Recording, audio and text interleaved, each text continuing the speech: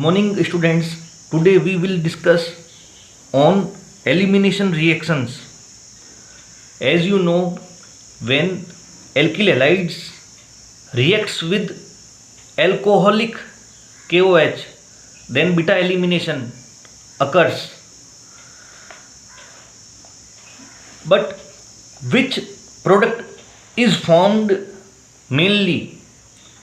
It was given or told by a scientist, Satyajf. According to Satyajf, when beta elimination occurs in any reaction, then such major product will be formed which is more symmetric. Okay, as an example here, when 2-bromopentane reacts with alcoholic KOH, then two products can be formed. First is pent-1-ene and another one is pent-2-ene.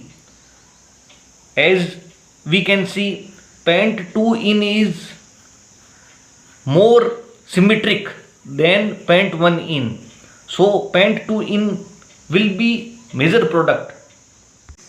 You have to do, then you should form major product. Okay.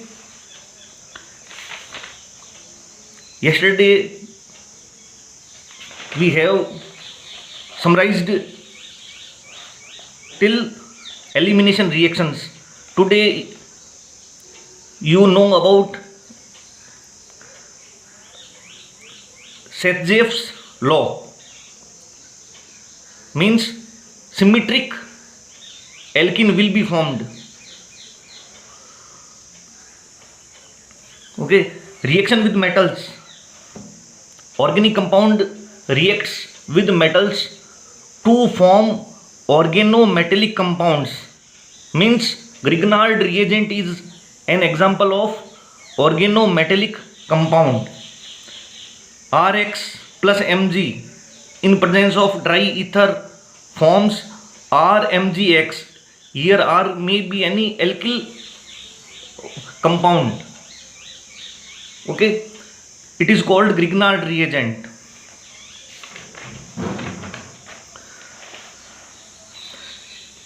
Small reactions again.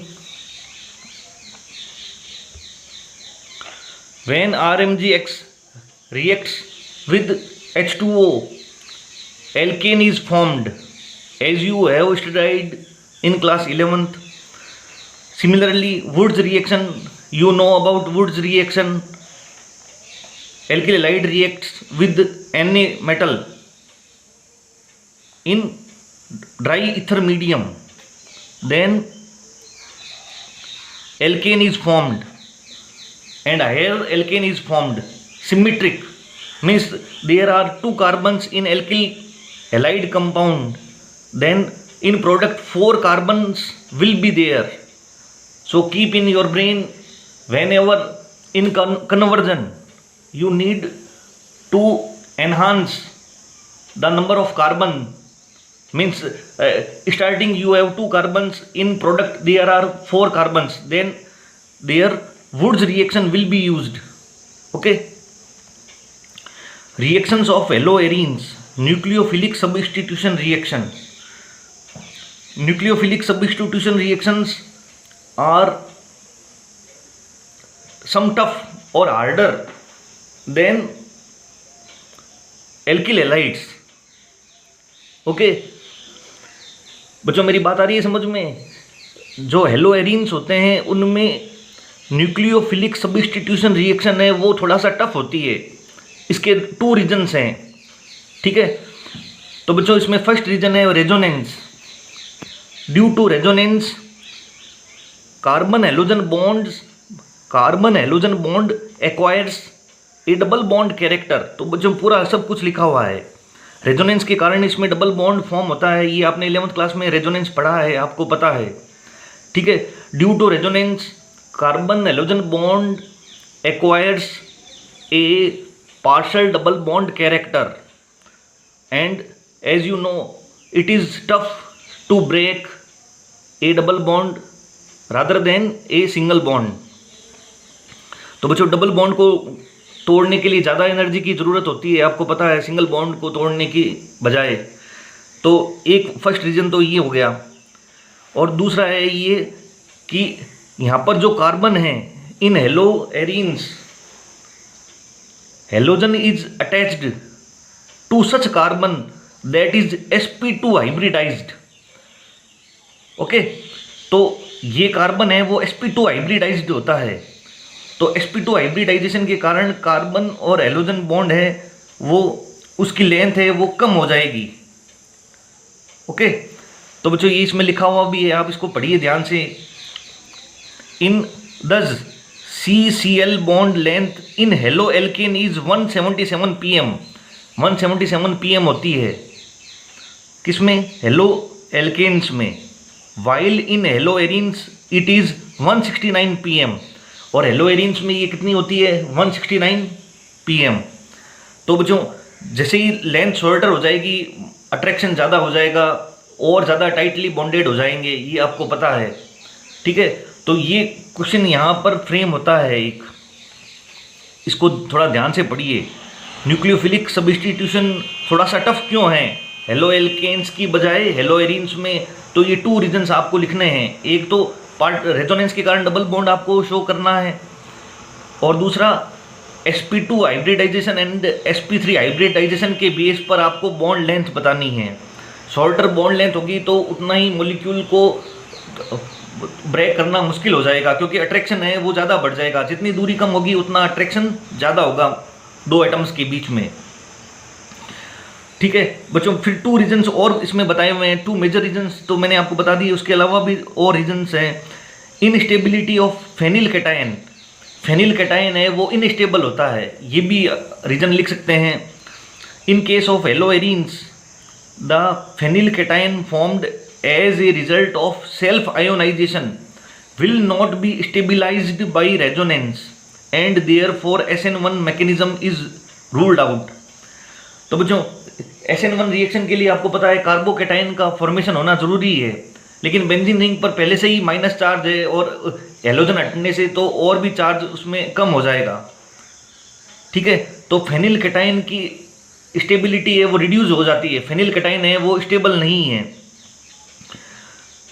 ठीक है, तो एक ये यहाँ पर भी बता सकते हैं ऐसा, because of the possible repulsion it is less likely for the electron rich nucleophile to approach electron rich arenes.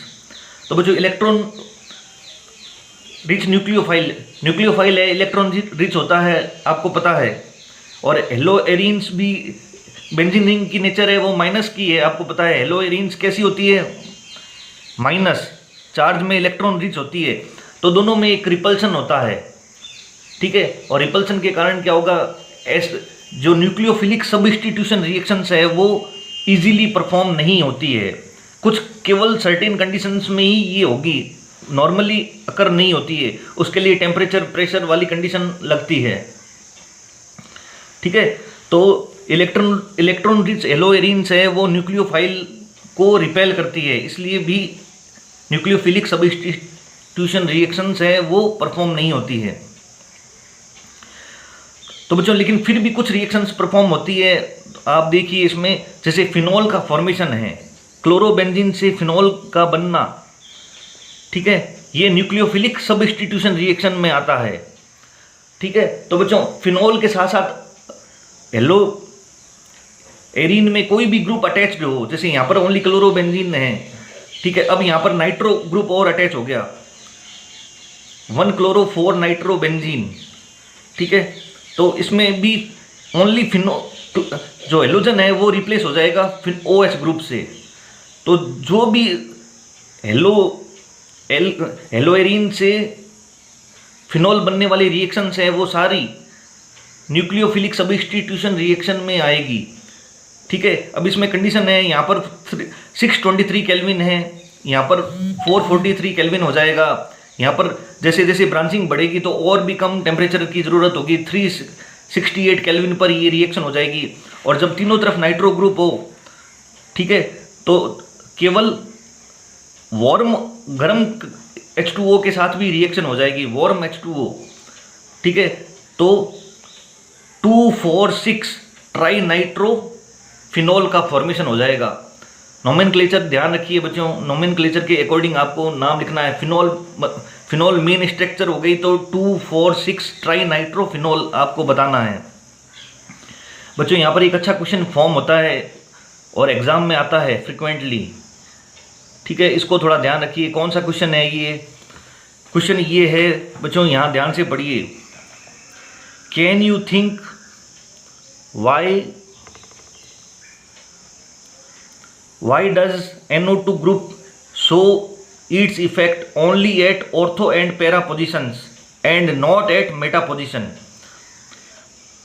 क्या आप बता सकते हैं बच्चों कि NO2 ग्रुप है, अपना इफेक्ट है केवल ऑर्थो और पैरा पोजीशन पर शो करता है, मेटा पोजीशन पर शो नहीं करता है, क्यों? तो बच्चों इसमें इसकी लैंग्वेज है वो थोड़ी सी टर्न्ड है, उलझी हुई लैंग्वेज है, इसको आपको स्टेप्स में तोड़ना पड़ेगा, नहीं तो पूरा ये पैराग्राफ आपको लर्न नहीं होगा। तो इस पैराग्राफ को आप इस तरह से लिख सकते हैं,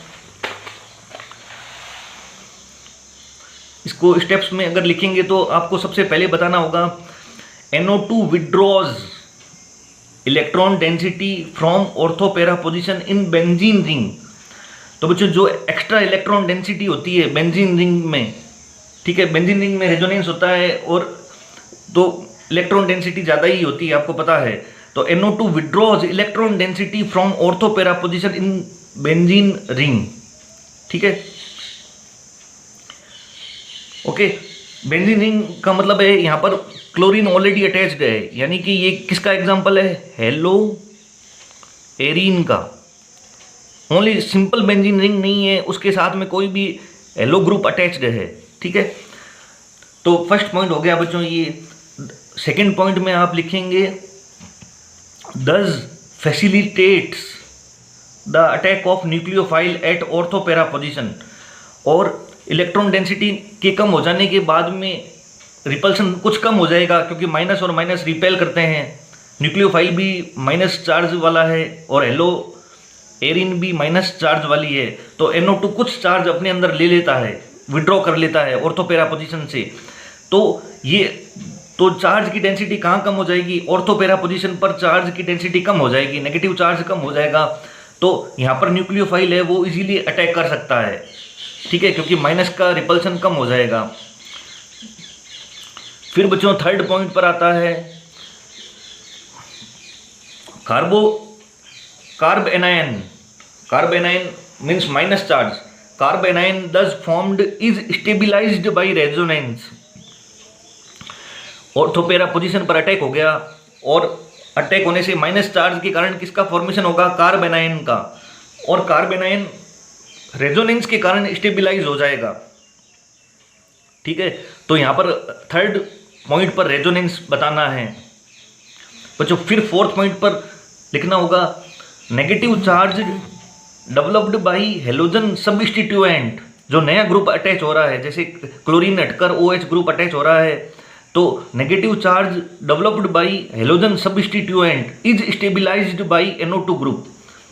तो ये किसे स्टेबिलाइज हो जाएगा? NO2 ग्रुप से स्टेबिलाइज हो जाएगा, ठीक है, क्योंकि ये ऑर्थो पैरा पोजीशन पर अटैच जैसे ही करेगा तो NO2 ग्रुप है वो एक्स्ट्रा चार्ज ले लेगा और उसको स्टेबिलाइज कर देगा।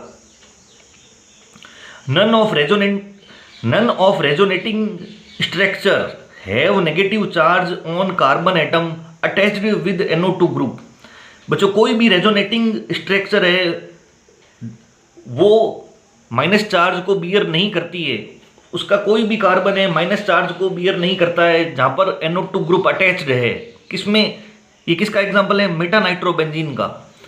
तो मेटा नाइट्रोबेंजीन में कोई भी कार्बन माइनस चार्ज को बियर नहीं करता है, ठीक है। जब माइनस चार्ज को बियर नहीं करेगा तो NO2 उसको कैसे लेगा? नहीं ले पाएगा, और नहीं लेगा तो फिर मेटा पोजीशन के कारण जो सब्स्टिट्यूशन है, जैसे Cl का हटकर OH का जुड़ना, वो नहीं हो पाएगा, मतलब कि ऑर्थो पैरा पोजीशन पर NO2 ग्रुप है तो वो इजीली जो हमारी रिएक्शन है इलेक्ट्रोफिलिक जो भी न्यूक्लियोफाइल है उसका रिप्लेसमेंट कर देगा इजीली, ठीक है। न्यूक्लियोफिलिक सब्स्टिट्यूशन रिएक्शन हो जाएगी, लेकिन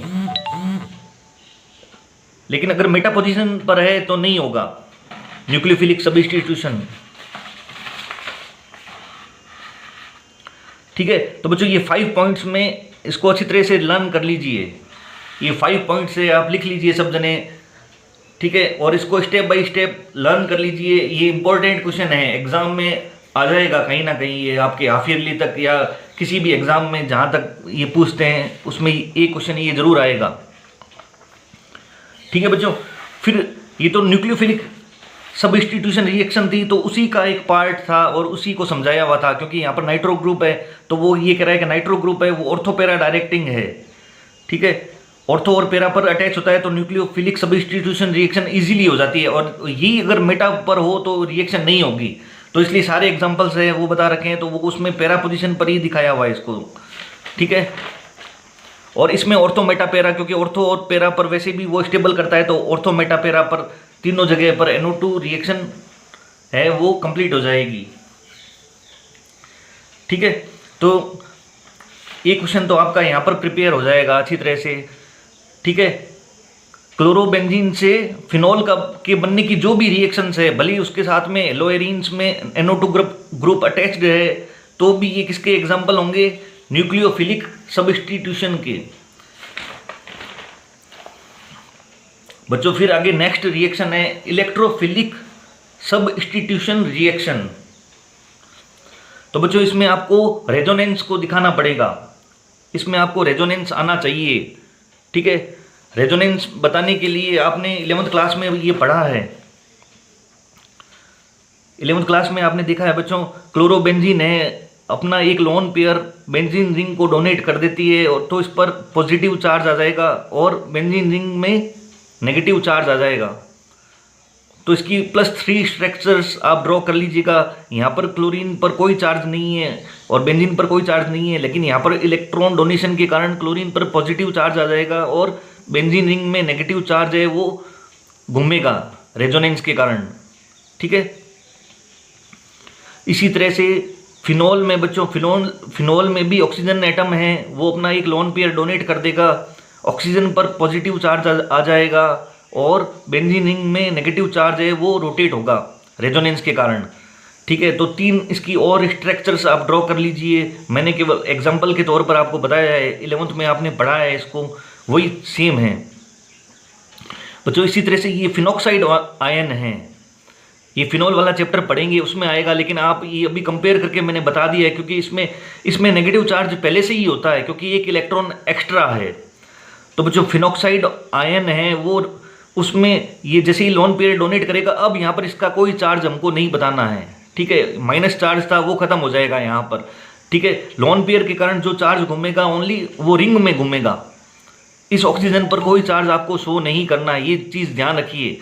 स्टूडेंट्स क्या करते हैं, यहाँ पर ये माइनस बताकर फिर यहाँ पर प्लस बता देते हैं, यहाँ पर प्लस नहीं लिखना है क्योंकि ये बैलेंस हो गया है, एक्स्ट्रा चार्ज था वो बेंजीन रिंग में चला गया है, ठीक है। तो इसकी भी +3 स्ट्रक्चर्स आप ड्रॉ कर दीजिए बच्चों। 4th एग्जाम्पल ये भी मैंने यहाँ पर आपको बताया है नाइट्रोबेंजीन का, ठीक है। तो बच्चों इन सब में तो नेगेटिव चार्ज घूमता है, लेकिन NO2 ग्रुप है वो इलेक्ट्रॉन विड्रॉविंग है, ठीक है,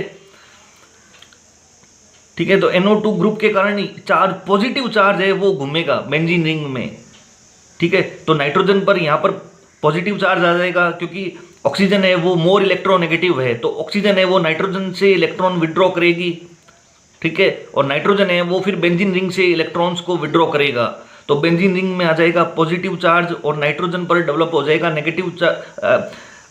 बेंजीन रिंग में पॉजिटिव चार्ज आ जाएगा, नाइट्रोजन पर पॉजिटिव चार्ज होगा और इस ऑक्सीजन पर नेगेटिव चार्ज आ जाएगा, ओके। तो इसकी +3 स्ट्रक्चर्स आप ड्रॉ कर लीजिए, ठीक है। तो इतना आपको लर्न हो जाएगा। तो ये चारों रेजोनेंस आपको आने चाहिए, क्लोरोबेंजीन में, फिनॉल में, फिनॉक्साइड आयन में एंड नाइट्रोबेंजीन में, चारों स्ट्रक्चर्स में आपको रेजोनेटिंग स्ट्रक्चर्स ड्रॉ करनी आनी चाहिए। एग्जाम में मैं पूछूंगा, किसी भी एग्जाम में आपसे ये क्वेश्चन जरूर पूछूंगा इस पर। तो बच्चों इलेक्ट्रोफिलिक सब्स्टिट्यूशन रिएक्शन आपको बताना है, तो इसमें सीधा सीधा एक कॉन्सेप्ट है, हाइड्रोजन वाली जगह मतलब हाइड्रोजन इसमें रिप्लेस होगा, ठीक है। उसमें तो हम क्या कर रहे थे, मेन ग्रुप को रिप्लेस कर रहे थे, जो बेंजीन रिंग से जो अटैच्ड है सीधा उसको ही रिप्लेस कर रहे थे। उसमें जो हेलोजन एटम था उसको रिप्लेस कर दे रहे थे। लेकिन इसमें बच्चों halogen atoms as it is रहेगा और वो जैसा डायरेक्टिंग है, जैसे क्लोरीन है वो ऑर्थोपेरा डायरेक्टिंग होता है, आपको पता है, ठीक है। तो उसके ऑर्थोपेरा पोजीशन से हाइड्रोजन का रिमूवल होगा, ठीक है। तो ये सीधा सीधा आपको लर्न कर लेना है। इलेक्ट्रोफिलिक सब्स्टिट्यूशन रिएक्शन पूछता है आपसे एग्जाम में, कोई क्वेश्चन में अगर ऐसा पूछा जाए तो आप सीधा सीधा ऑर्थो और पैरा पोजीशन पर जो हाइड्रोजन है उसको रिप्लेस कर दीजिए। और रिएजेंट का ध्यान रखिए, Cl2 है तो FeCl3 आपको एनाइट्रस काम लेना है, ठीक है। नाइट्रेशन में HNO3 और H2SO4 काम आएगा, ठीक है। कंसनट्रेटेड H2SO4 है तो वो HSO3, ठीक है, सल्फोनिक एसिड का फॉर्मेशन करेगा ऑर्थोपेरा पोजीशन पर। और इसमें भी वही कॉन्सेप्ट ध्यान रखिए, जो सिमेट्रिक होगा वो ज़्यादा बनेगा मेजर प्रोडक्ट, ठीक है। तो बच्चों सिमेट्रिक तो ये है, ये बैलेंस हो रहा है 1-4 पर, तो 1-4 वाला प्रोडक्ट है वो हमेशा ज़्यादा बनेगा, ये ध्यान रखिएगा। उसमें मेजर प्रोडक्ट ही ड्रॉ करना होता है। एग्जाम में इतना टाइम नहीं होता कि सारे प्रोडक्ट्स आप ड्रॉ करो, तो मेन मेजर प्रोडक्ट आप ड्रॉ कर दीजिए और उसमें लिख दीजिए मेजर, बस एक छोटा सा वर्ड आपको मेजर लिख देना है। तो एग्जामिनर अपने आप समझ जाएगा, इवेल्यूटर है वो उसको पता चल जाएगा कि बच्चे ने मेजर प्रोडक्ट लिख दिया है, ठीक है। तो ये चीज़ आप ध्यान रखिए। और इसमें भी एक शॉर्टकट है बच्चों, अब इसमें आप कंफ्यूज नहीं होंगे। इलेक्ट्रोफिलिक सब्स्टिट्यूशन रिएक्शन में जो भी ज़्यादातर एसिड वाली रिएक्शंस है, जैसे नाइट्रेशन है तो नाइट्रिक एसिड का फॉर्मेशन, नाइट्रिक एसिड का यूज़ करेंगे। तो नाइट्रेशन है, हेलोजिनेशन है, सल्फोनिक एसिड फॉर्मेशन है, मतलब H2SO4, HCl और HNO3 तीनों की रिएक्शन आ गई। तीनों एसिड का एग्जांपल आप ध्यान रखिए इलेक्ट्रोफिलिक सब्स्टिट्यूशन में। और फिनॉल में आपको पता है न्यूक्लियोफिलिक सब्स्टिट्यूशन आता ही है। तो HCl मतलब यहाँ पर Cl2, तो क्लोरीन, NO2, HSO3 तीनों एसिड के नाम पर HCl, HNO3 और H2SO4 के नेम ध्यान रख लीजिए, तो आपका ये आपको लर्न हो जाएंगे। और फ्रीडल क्राफ्ट्स रिएक्शन ये आपने 11th में पढ़ी है, वो सेम रिएक्शन है। एनहाइड्रस AlCl3 की प्रेजेंस में एक तो रिएक्शन करवा दीजिए आप RX की, इसमें CH3Cl लिखा हुआ है, आप कोई भी RX की रिएक्शन करवा दीजिए। एथिल क्लोराइड है या मेथिल क्लोराइड है या प्रोपिल क्लोराइड है, कोई भी RX हो सकता है। उस ग्रुप को आपको Cl को हटाकर पूरा ग्रुप कहाँ अटैच कर देना है, ऑर्थो और पैरा पोजीशन पर, ठीक है। और पैरा पोजीशन वाला मेन प्रोडक्ट है, आपको सीधा बता देना है, कोई प्रॉब्लम नहीं आएगी, ठीक है। 1-chloro-4 methyl benzene major product बन जाएगा। इसी तरह से ये एसिटिल क्लोराइड है, CH3COCl कॉमन नेम होता है इसका एसिटिल क्लोराइड, और IUPAC नेम होता है इसका एथेनॉयल क्लोराइड। तो क्लोरीन आपको हटाना है और बाकी सारा ग्रुप है वो ऑर्थो और पैरा पर अटैच कर देना है। तो यहाँ पर पैरा प्रोडक्ट है वो मेन होगा। तो 4-क्लोरोएसीटोफिनोन इनके प्रोडक्ट्स के नेम ध्यान रखिए। स्टूडेंट्स है वो प्रोडक्ट बनाकर लिख देते हैं लेकिन उसका नाम लिखना नहीं आता है। नाम लिखने का आधा नंबर होता है बच्चों। अगर जैसे पूरी रिएक्शन 1 मार्क की है तो नाम लिखने का आधा मार्क है, तो नाम नहीं लिखोगे तो आधा नंबर जाएगा। तो 4-क्लोरो, तो यहाँ पर जो क्लोरीन है उसको सेकंड फंक्शनल ग्रुप मान लेते हैं, ठीक है। मेजर फंक्शनल ग्रुप ये हो जाएगा। तो 4-क्लोरोएसीटोफिनोन का फॉर्मेशन हो जाएगा। नाम लिखना सीख लीजिए अच्छी तरह से बच्चों। अब इस पैराग्राफ में एग्जाम्पल 10.9 में एक और इम्पोर्टेंट क्वेश्चन फ्रेम होता है। कौन सा क्वेश्चन है इम्पोर्टेंट? इसमें ये बता रखा है कि क्लोरीन है वो विड्रोविंग ग्रुप है, लेकिन फिर भी ये ऑर्थोपेरा डायरेक्टिंग क्यों है, ठीक है।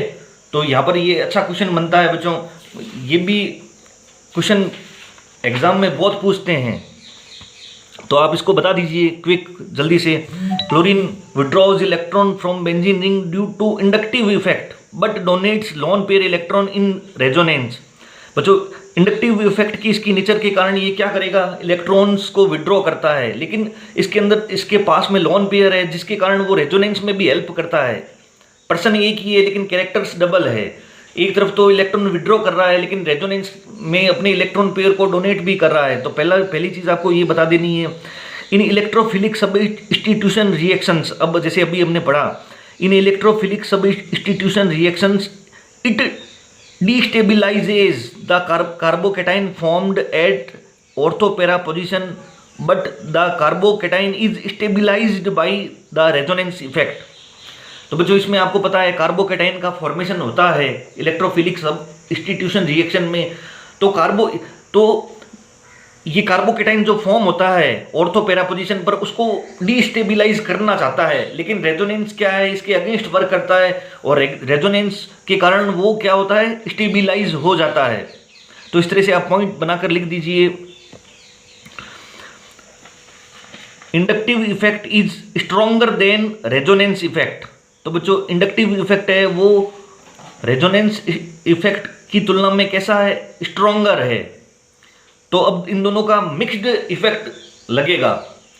Inductive effect is stronger than resonance effect, so reactivity at ortho para position is controlled by inductive effect and orientation is determined by the resonance effect. तो बच्चों रिएक्टिविटी तो कौन कंट्रोल करेगा, जो हेलोजन एटम अटैच्ड है वो कंट्रोल करेगा, और ओरिएंटेशन ऑर्थो और पेरा में से कौन मेजर प्रोडक्ट बनेगा उसको कौन कंट्रोल करता है, उसको कंट्रोल करता है रेजोनेंस। तो दोनों के मिक्स्ड इफेक्ट के कारण हमेशा ऑर्थो पेरा डायरेक्टिंग होगा और उसमें भी पेरा प्रोडक्ट है वो मेजर फॉर्म होगा। ठीक है, तो ये 4-5 पॉइंट है बच्चों, इनको लर्न कर लीजिए। अच्छा क्वेश्चन है, ये अच्छे क्वेश्चन हैं इसलिए मैंने इनको दोबारा लिखकर आपको बता रहा हूँ। मैं आपके सामने लिखना चाहता था लेकिन अब लिखने में बहुत ज़्यादा टाइम खराब होगा। ठीक है, ये मैंने भी 1-2 दिन लर्न किया तब इसको लिख पाया। ठीक है, तो आप इसको प्रैक्टिस करके लिखिए और एग्जाम में इस तरह से सिस्टमेटिक लैंग्वेज होगी तो आपके नंबर कोई नहीं काट पाएगा। ठीक है, तो दोनों ये आप लिख लीजिए। डायग्राम्स यहाँ पर ड्रॉ करके दे रखे हैं, इनको ड्रॉ कर लीजिएगा। डायग्राम में मैं अब ज़्यादा नहीं बता रहा हूँ क्योंकि वीडियो लंबा हो जाएगा। ठीक है, तो आप इसको ड्रॉ करना सीख लें। रेजोनेंस का मैंने बता दिया है, इनको आप ड्रॉ करना सीख लें। रिएक्शन, यहाँ पर रिएक्शंस की शॉर्टकट मैंने आपको बता दी है, HCl HNO3 और H2SO4 और फ्रीडल क्राफ्ट रिएक्शन। ये 4 इलेक्ट्रोफिलिक सब्स्टिट्यूशन रिएक्शंस है। आपके MCQ में ये क्वेश्चन आएगा ये यहाँ से। तो रिएक्शंस विद मेटल्स ये बता रखा है मैंने क्लास में। वुड्स फिटिंग रिएक्शन, ये दोनों रिएक्शन इंपॉर्टेंट है, एग्जाम में कहीं ना कहीं आएगी। ये सारे मिडिल क्वेश्चन हैं, आप कर लीजिए, सारे वेरी इंपॉर्टेंट है। ठीक है बच्चों, अब चैप्टर ऑलमोस्ट फिनिश हो रहा है। यहाँ पर एंड में ये पढ़ने वाली चीज़ें हैं, आप इनको वर्बली पढ़ लीजिए। किसका कहाँ यूज़ होता है, CCl4 कहाँ यूज़ होता है, CaCl3 कहाँ यूज़ में आता है। तो ये 4-5 पॉइंट है वो वर्बल है, वो इसमें केमिस्ट्री में आप इसको लर्न कर लीजिए, थ्योरेटिकल पार्ट है। एक बच्चों पॉल मुलर का DDT के बारे में पूछते हैं, पॉल मुलर ने किसकी डिस्कवरी की थी। ठीक है, या ठीक है, तो पॉल मुलर ने DDT को बनाया था। ठीक है, तो पॉल मुलर का आप बताइएगा। ठीक है, पॉल मुलर ने ये डिस्कवरी नहीं की थी, इसको इनोवेट किया था, खुद बनाया था। बच्चों डिस्कवरी में तो कोई चीज़ पहले से ही होती है, उसको हम डिस्कवर करते हैं। तो इसको पॉल मुलर ने सिंथेसाइज किया था सबसे पहले DDT को। ठीक है, तो DDT की स्ट्रक्चर आप लिखना सीख लीजिए। और बच्चों यहाँ पर एक CaCl3 ट्राइक्लोरोमेथेन, क्लोरोफॉर्म की रिएक्शन सारी इंपॉर्टेंट होती है हमेशा। क्लोरोफॉर्म आगे नेक्स्ट चैप्टर्स में आएगा कहीं पर, फिनॉल वाले ये आगे जो चैप्टर्स है, फिनॉल का चैप्टर है आगे, उसमें आएगा। ठीक है, तो बच्चों इसमें एक फॉस्जीन रिएक्शन का फॉर्मेशन होता है। फिनॉल की बोतल को हमेशा जो भी CaCl3 होता है उसको हमेशा डार्क बोतल में स्टोर करते हैं और इसको पूरा भरा हुआ रखते हैं, आधी बोतल नहीं रखते कभी भी। अगर आधा बोतल हो जाए तो उसको फेंक देते हैं। क्यों? क्योंकि बची हुई जब जैसे ही जो हाफ फिल्ड स्पेस है उसमें कुछ ना कुछ ऑक्सीजन होगी और ऑक्सीजन है वो CaCl3 के साथ में रिएक्ट करके फॉस्जीन नाम की पॉइजनस गैस का फॉर्मेशन करती है। फॉस्जीन है वो पॉइजनस गैस है और थोड़ा सा इनहेल कर ले तो मनुष्य, कोई भी जो केमिस्ट है या जो भी स्टूडेंट्स है या जो भी इसको इनहेल करता है उसकी डेथ हो सकती है। ठीक है, तो फॉस्जीन का फॉर्मूला होता है COCl2। बच्चों इसी तरह से एक गैस होती है फॉस्फीन, ठीक है, फॉस्फीन का फॉर्मूला होता है PH3, वो तो होती है फॉस्फीन, और COCl2 है वो है फॉस्जीन। तो दोनों गैसेज का नाम और काम ध्यान रखिए, दोनों ही हार्मफुल है हमारे लिए। PH3 भी हार्मफुल होती है और फॉस्जीन भी हार्मफुल होती है। तो ये रिएक्शन इंपॉर्टेंट है, इस बार प्री बोर्ड में आई थी ये रिएक्शन, ठीक है। तो बाकी तो सारा आप पढ़ लेंगे, कर लेंगे। और बच्चों एक छोटा सा फ्रेयॉन्स के बारे में भी बताना है आपको। फ्रेयॉन्स है, इसका यूज़ रेफ्रिजरेशन के फॉर्म में किया जाता है, ठीक है। रेफ्रिजरेटर में जो गैसेज होती है उसमें इसका यूज़ किया जाता है, पर नाउ इट इज इसको बैन कर दिया गया है। क्यों? क्योंकि ये CFC क्या करती है, ओजोन लेयर को डिप्लीट कर देती है। तो बच्चों ये फ्रेयॉन 12 का एक फॉर्मूला दे रखा है, ठीक है, तो उसको आप पढ़ लीजिएगा। और वैसे फ्रेयॉन का ओवरऑल फार्मूला होता है, वो आप कोई भी फ्रेयॉन का फार्मूला लिख सकते हैं। कैसे लिख सकते हैं? आपको कुछ नहीं करना है, आपको करना है C-1H+1 और F। कार्बन जितने भी दे रखे हैं उसमें से एक कार्बन माइनस कर दीजिए, नंबरिंग में एक माइनस कर दीजिए। हाइड्रोजन जितने भी उसमें अटैच्ड है उसमें एक प्लस कर दीजिए, और फ्लोरीन के जितने एटम्स है वो एज इट इज़ लिख दीजिए। तो किसी भी फ्रेयॉन का फॉर्मूला फ्रेम हो जाएगा। तो फ्रेयॉन 12 है तो उसमें ये जो रूल मैंने बताया वो अप्लाई होता है। इसी तरह से आपको कोई भी फ्रेयॉन का फॉर्मूला पूछे तो आप बता दीजिएगा। वैसे आपके लिए एक्स्ट्रा है, ये हायर बुक्स में लिखा हुआ है, लेकिन मैंने आपको बता दिया है, ठीक है। तो जो समरी करके आप पूरा कर लीजिएगा इसको। इन टेक्स्ट क्वेश्चन इसके सारे वेरी इंपॉर्टेंट होते हैं बच्चों। एक इस चैप्टर में सबसे मेन इंपॉर्टेंट है वो है कन्वर्जन। आप कन्वर्जन को सीख लीजिए। 2 कन्वर्जन आएंगे आपके 2 या 3 नंबर के, फाइनल एग्जाम में भी, प्री बोर्ड में भी, और जो भी एग्जाम्स होंगे बीच में उनमें भी। कन्वर्जन वेरी इंपॉर्टेंट है, कन्वर्जन को कभी मत छोड़िए, और इससे आपकी ऑर्गेनिक स्ट्रॉन्ग हो जाएगी, ठीक है बच्चों। तो अभी मैं इसको अब यहीं स्टॉप करता हूँ, 32 मिनट्स हो गए हैं। ओके बच्चों।